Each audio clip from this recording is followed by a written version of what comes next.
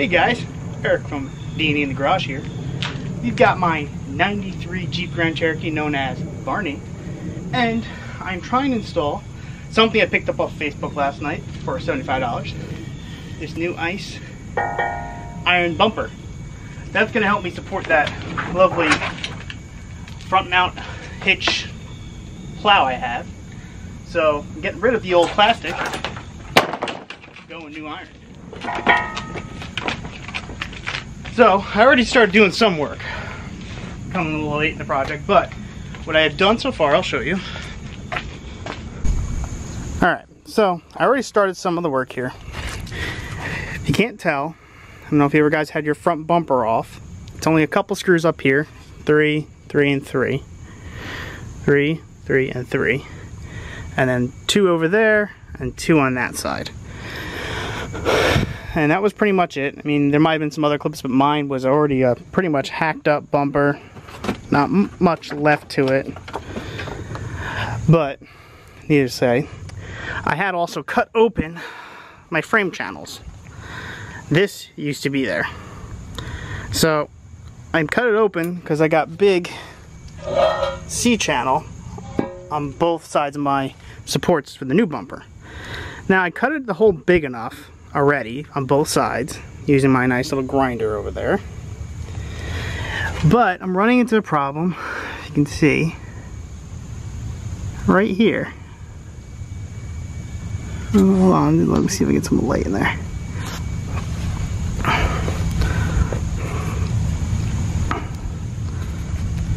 There you go. Getting into the problem of hitting my radiator core support bolts. So what I'm trying to do is get the bolts out, but I ran into another problem of, well, last year when I broke this off the subframe, I welded it, and you see right here, it's welded. Well, that bolt, it's hard to see, let me get my light out again, is right there, right where I can't get my front hitch off anymore. So I started cutting my front hitch. So I'm gonna cut all the way down here, then cut off this bracket too, so that I can actually get my socket up there. As you can see, here's the piece I cut off my other side of the hitch. I already got those bolts out. Only got to get one more. But it's been fun so far. And you can kind of already see it's angling down a little bit because, well, when this broke, it was a big old mess. But I got it fixed up. It's good to go now. So, I'm going to continue working Barney, cut a couple more pieces off and see if I can get things moving a little bit. Alright, here we go.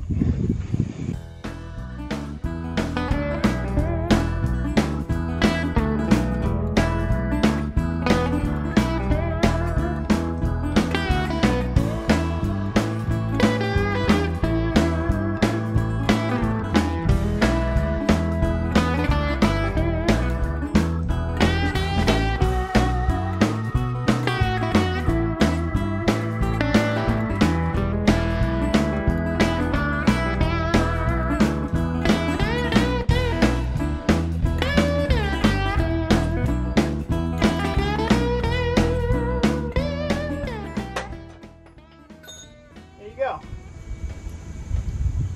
Cut that piece off. See if we can get my socket in now.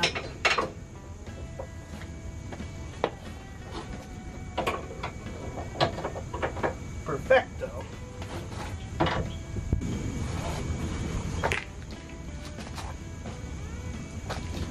Actually, you know what? There's one other thing I want to do. So I gotta cut the bolts. I want to try to mark them with that front bolt to know where I cut.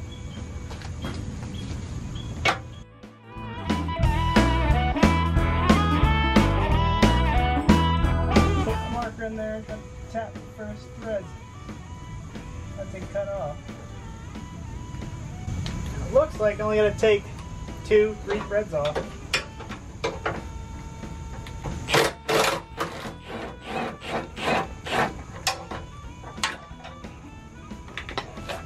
I did here.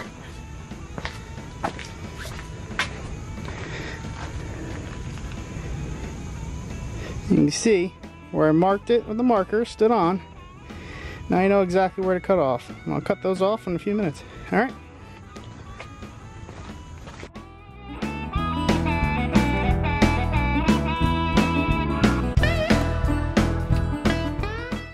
Now to cut these, I'm going to see if I can find a nut that fits them and then run it over with my cutoff wheel. I'm going to find goggles first. Before I didn't put goggles on because I was kind of protected by this. I should have. I realized that. The bigger rounds I'm going to find a set. I was having trouble finding a set. Safety's always first.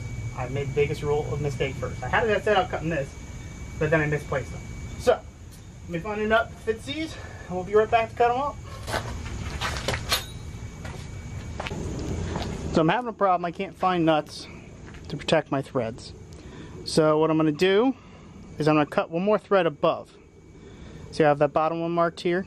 I'm going to cut that one there where my fingernail stops and then ground the edge. It's another trick I've learned in my time of working on stuff, that it will still work to feed in and it won't booger up threads when I'm cutting it. So I'm going to find some goggles and just go at it.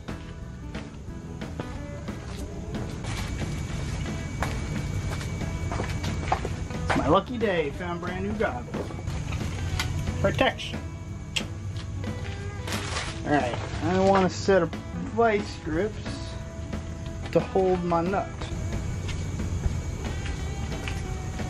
Some might ask why I want vice grips. Well, it's gonna get hot when I start cutting this baby. So, without further ado, let's cut. I don't have much cutting wheel left. I got one more over there sitting I can do this with.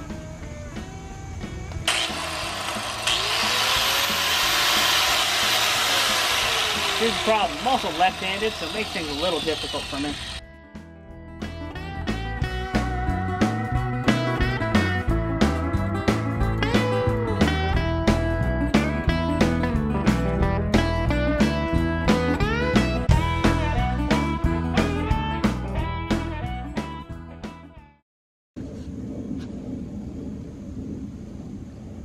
Alright, you can see my nut's in, my bolt's in, but it doesn't protrude past the nut. And that's what we're trying to go for here, because basically I need to get everything all the way in, and I just got to get those two nuts in and we're good. Two bolts in. Alright, I'm going to continue on my way. I got 3 more to go.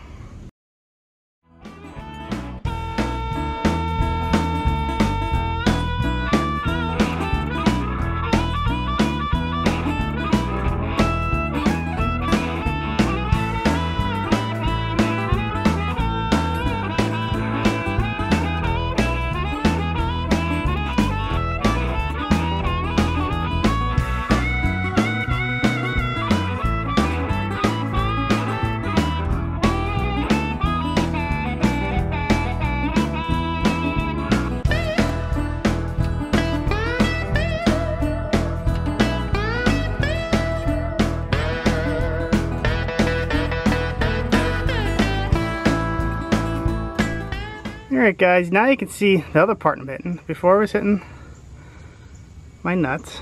Now I'm hitting that little piece of the frame rail. I guess it's like a casting spot or something, I don't know. Well, I'm going to do some persistence on it with a hammer and a crowbar and see what I can do. Alright, let's see what happens.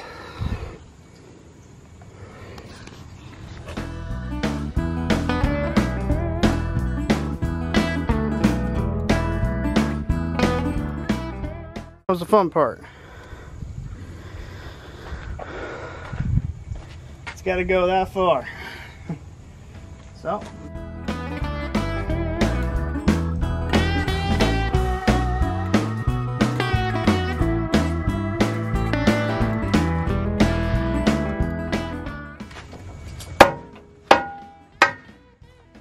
Okay.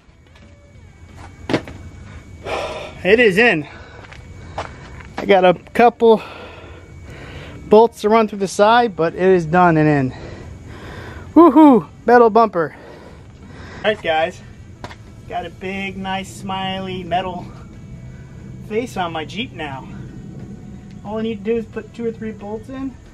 Baby's good to go. So, I'm really happy with it. $75, it couldn't go wrong. Only a couple light modifications. I've only been out for maybe an hour and a half, 2 hours. So, well, this is Eric from D&E the Garage. Make sure to hit the like button and subscribe.